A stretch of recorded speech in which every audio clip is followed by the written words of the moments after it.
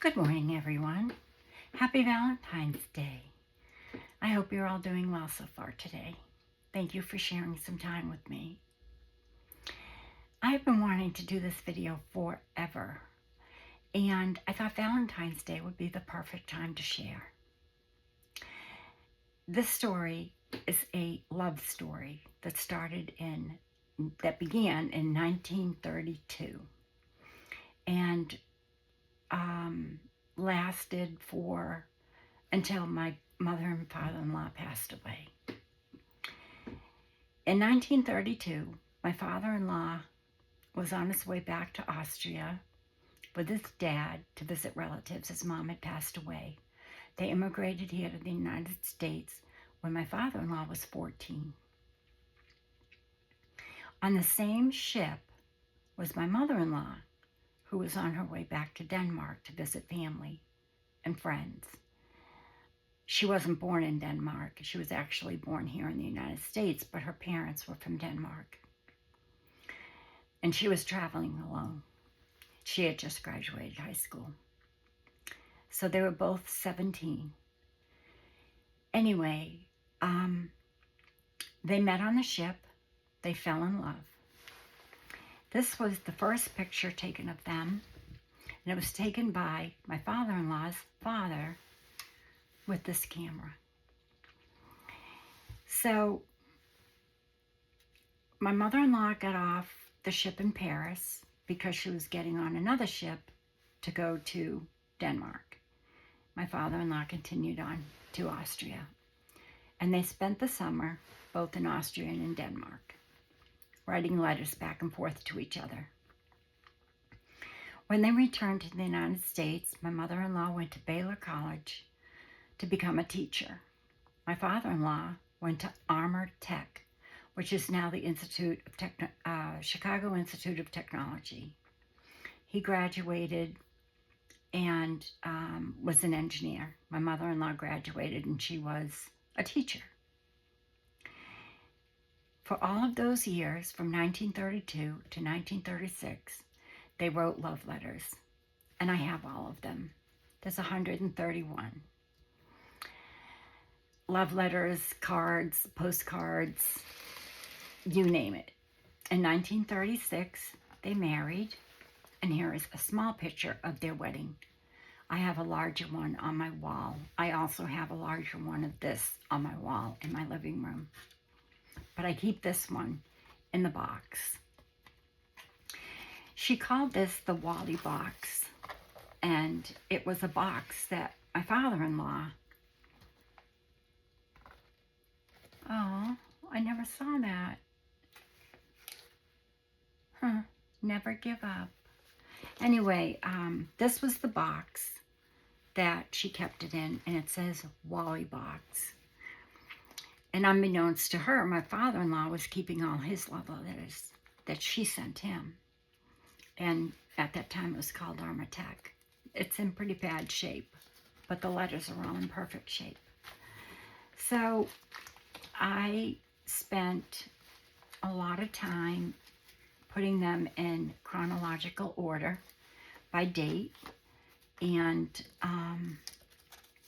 so they start in August 23rd, 1932 to April 1st, 1936. She wrote 1933, but it's June 29th, 1932 when they met. So August 23rd, 1932 would have been the first love letter, which it was. I have it right here. It's right here. So anyway, I did it by the dates on the envelopes and the letters. Some letters had dates. Some letters just said Sunday morning.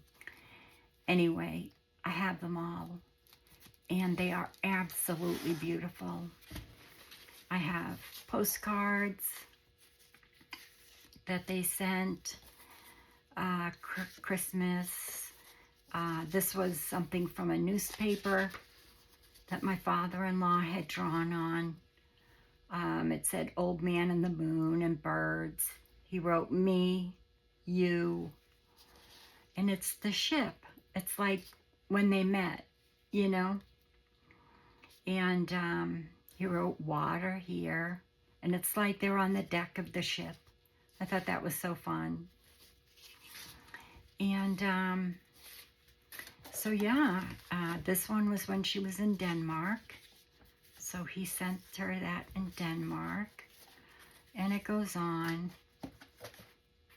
Am I putting these back in the right order? Yes.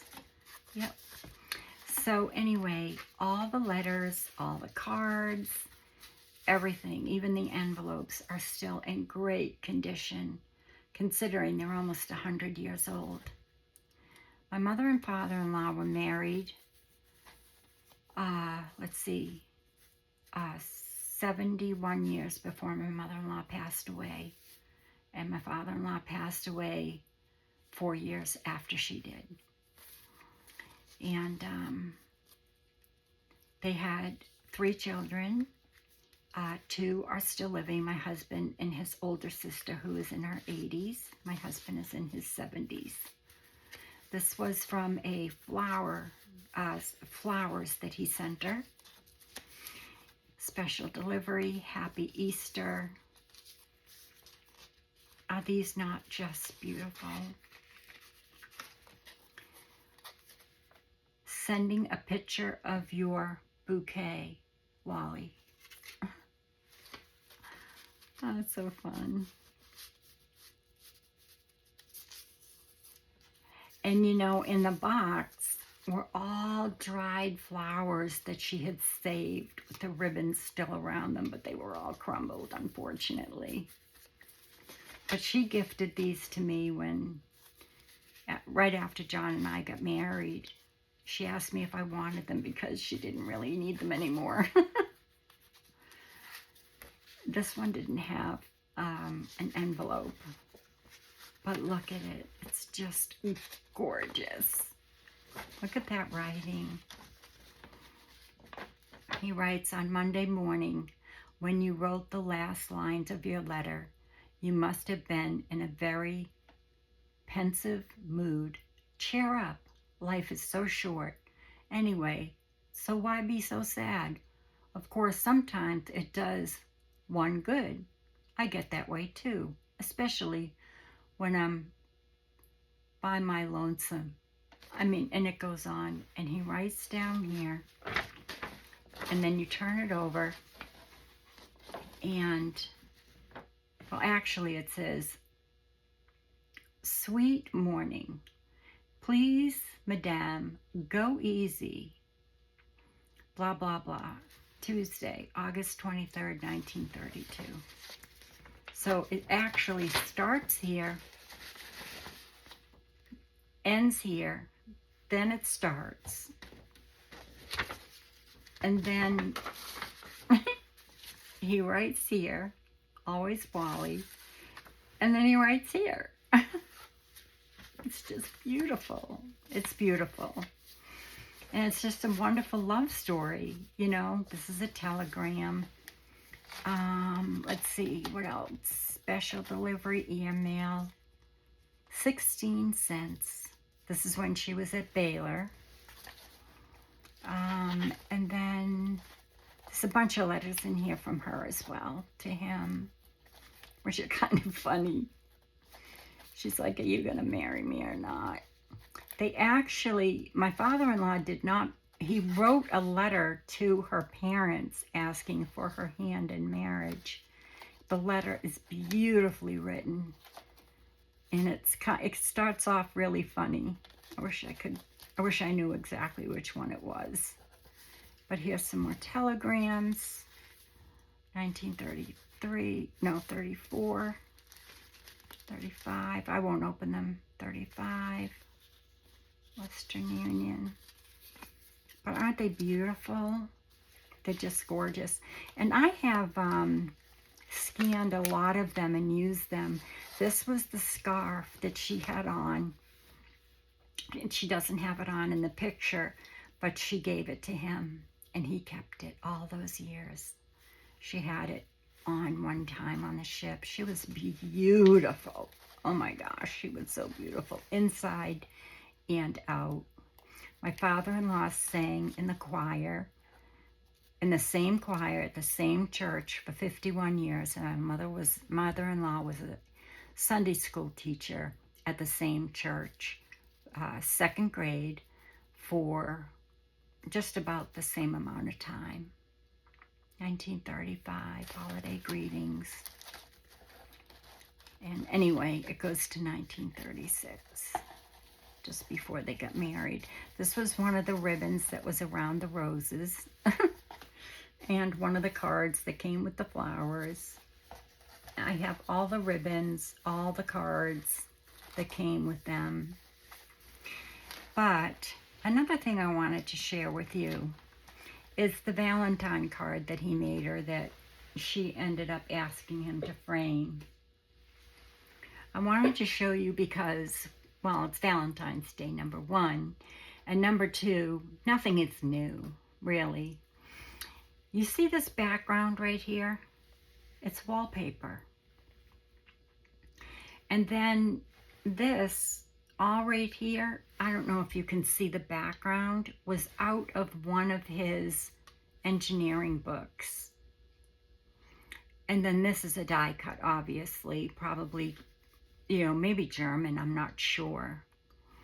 And then this whole thing right here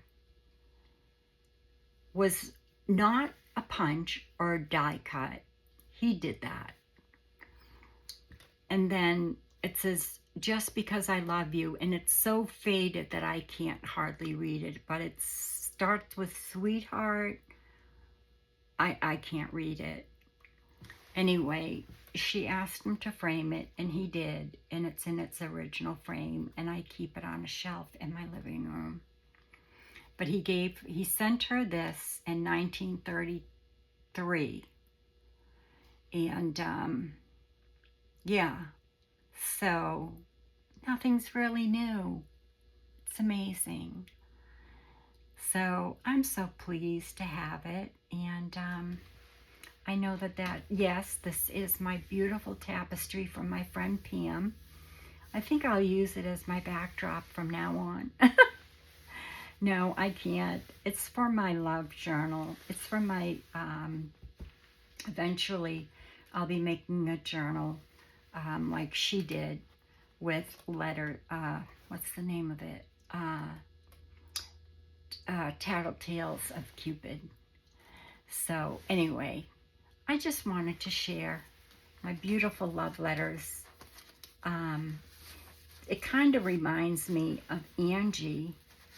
If you know who Angie is, she's a friend of Rhonda's from A Little Bit French. And let's see, Denise, who else? Heather from Ruby and Pearl. She found a box of love letters. And so, yeah, I don't know how many love letters there were, and I don't remember the dates. I'm pretty sure it was in the 30s.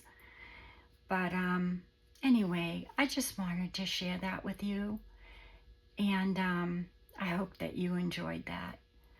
I certainly enjoyed having the opportunity to share this wonderful love story of almost 100 years ago.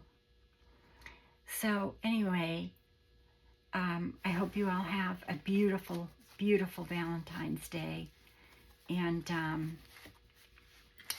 yeah, and be well, be safe, be kind, and God bless everybody. Take care.